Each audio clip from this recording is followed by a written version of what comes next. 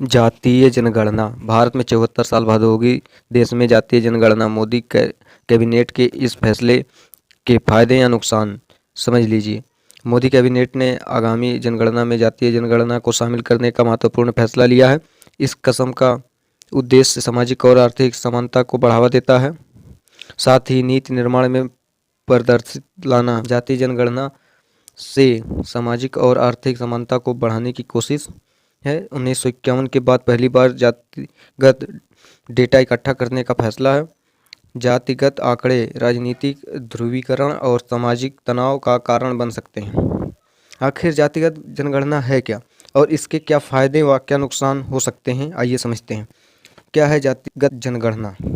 जातिगत जनगणना एक ऐसी प्रक्रिया है जिसमें देश की आबादी को उनकी जाति के आधार पर बांटा जाता है। भारत में हर 10 साल में होने वाली जनगणना में आमतौर पर आयु, लिंग, शिक्षा, रोजगार और अन्य सामाजिक आर्थिक मापदंडों पर डेटा इकट्ठा किया जाता है। हालांकि 1951 के बाद से जाति डेटा को इकट्ठा करना बंद कर दिया गया था ताकि सामाजिक एकता को बढ़ावा मिले और जातिगत विभाजन को कम किया जा सके। फिलहाल केवल अनुसूचित जाति यानी एससी और अनुसूचित जनजाति एसटी की जनगणना को डेटा इकट्ठा किया जाता है, लेकिन पिछड़ा वर्ग ओबीसी और सामान्य वर्ग की जातियों का कोई आधिकारिक आंकड़ा उपलब्ध नहीं है। केंद्रीय कैबिनेट का हालिया फैसला 2025 में होने वाली जनगणना में सभी जातियों के डेटा जुटाने की दिशा में एक बड़ा बदलाव है। यह फैसला सामाजिक आर्थिक नीतियों और प्रभावी बनाने के लिए किया गया है, विशेष रूप से उन समुदायों के लिए जो इससे वंचित रहे हैं। जातिगत जनगणना का इतिहास। भारत में जातिगत जनगणना का इतिहास औपनिवेश काल से जुड़ा है। पहली जनगणना 1872 में हुई थी और 1881 से नियमित रूप से हर 10 साल में यह प्रक्रिया शुरू हुई।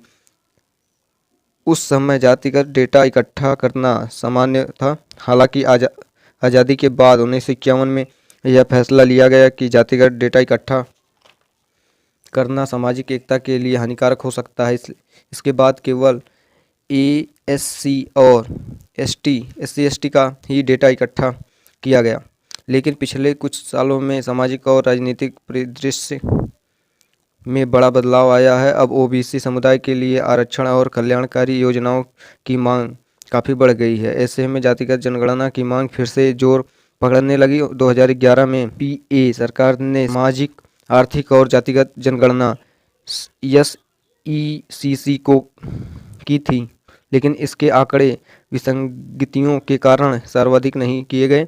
बिहार, राजस्थान और कर्नाटक जैसे राज्यों ने स्वतंत्रता रूप से जातिगत सर्वे किया, जिनके नतीजों ने इस मुद्दे को राष्ट्रीय स्तर पर चर्चा में ला दिया। विपक्षी दल जैसे कांग्रेस, आरजेडी और सपा लंबे समय से इसकी मांग कर रहे थे।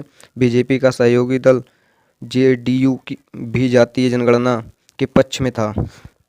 कांग्रेस नेता राहुल ने इसे सामाजिक अन्याय का आधार बताते हुए 2024 के लोकसभा चुनाव में इससे प्रमुख मुद्दा बनाया था।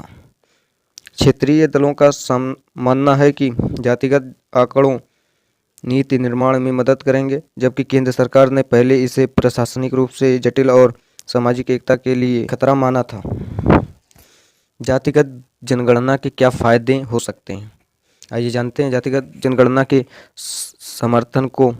समर्थकों का मानना है कि यह सामाजिक न्याय और समावेशी विकास की दिशा में एक क्रांतिकारी कदम हो सकता है। उनका कहना है कि जातिगत आंकड़ा सरकार को विभिन्न समुदायों की सामाजिक आर्थिक स्थिति को बेहतर ढंग से समझने में मदद करेगी। उदाहरण के लिए यह पता लगाया जा सकता है कि कौन सी जातियां शिक्षा, रोजगार और स्वास्थ्य सेवाओं में सबसे ज़्यादा वंचित हैं।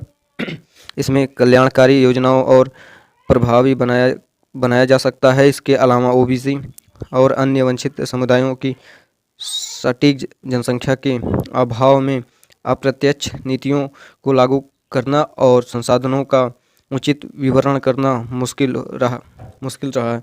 मंडल आयोग 1980 ने ओबीसी की आबादी की 52% माना था, लेकिन यह अनुमान पुराने डेटा पर आधारित था। नए आंकड़े आरक्षण की सीमा और विवरण की और प्रदर्शित बना सकते हैं। जातिगत जनगणना से उन समुदायों की पहचान हो सकेगी जो ऐतिहासिक रूप से हाशिए पर रहे हैं। जातिगत डेटा सामाजिक समताओं को इन मुद्दों का संबोधित करने का अवसर मिलेगा। उदाहरण के लिए, अगर किसी विशेष जाति की आय या शिक्षा उस अंतर्राष्ट्रीय औसत से काफ़ी कम है तो इसे सुधारने के लिए नीतियां बनाई जा सकती। जातिगत जनगणना के नुकसान। जातिगत जनगणना के कई फायदे हैं, लेकिन इसके संभावित नुकसान और जोखिम भी कम नहीं है। आलोचकों का मानना है कि यह सामाजिक और राजनीतिक स्तर पर कई चुनौतियां पैदा कर सकता है। आलोचकों का तर्क है कि जातिगत जनगणना समाज में पहले से मौजूद जातिगत विभाजन को और गहरा कर सकती है। वही जातिगत आंकड़ों का उपयोग राजनीतिक दलों द्वारा वोट बैंक की राजनीति के लिए किया जा सकता है। क्षेत्रीय दल और जातिगत आधार पर संगठित पार्टियां इसका लाभ उठाकर सामाजिक ध्रुवीकरण को बढ़ावा दे सकती हैं। इसके सामाजिक तनाव और हिंसा की संभावना बढ़ सकती है। जातिगत जनगणना से कुछ समुदायों की जनसंख्या अपेक्षा से अधिक हो सकती है, जिससे आरक्षण की सीमा बढ़ने की मांग उठ सकती है, जिससे सामाजिक अशांति बढ़ सकती है। जातिगत जनगणना का प्रभाव केवल सामाजिक और आर्थिक नीतियों तक सीमित नहीं रहेगा, यह भारत की राजनीति को भी गहरे रूप से प्रभावित करेगा। बिहार के जातिगत सर्वेक्षण 2023 के बाद, जहां ओबीसी और ईबीसी की आबादी 63% बताई गई, विपक्षी दलों ने इसे 2024 के लोकसभा चुनाव में प्रमुख मुद्दा बनाया। 74 सालों बाद होने जा रहा है जातिगत जनगणना। तो आपको ये जानकारी कैसी लगी हमें कमेंट करके ज़रूर बताएं, और अगर वीडियो अच्छा लगे तो सब्सक्राइब करें, लाइक करें, और ऐसे ही वीडियो मज़ेदार हम लाते रहेंगे। मिलते हैं अगली वीडियो में। धन्यवाद।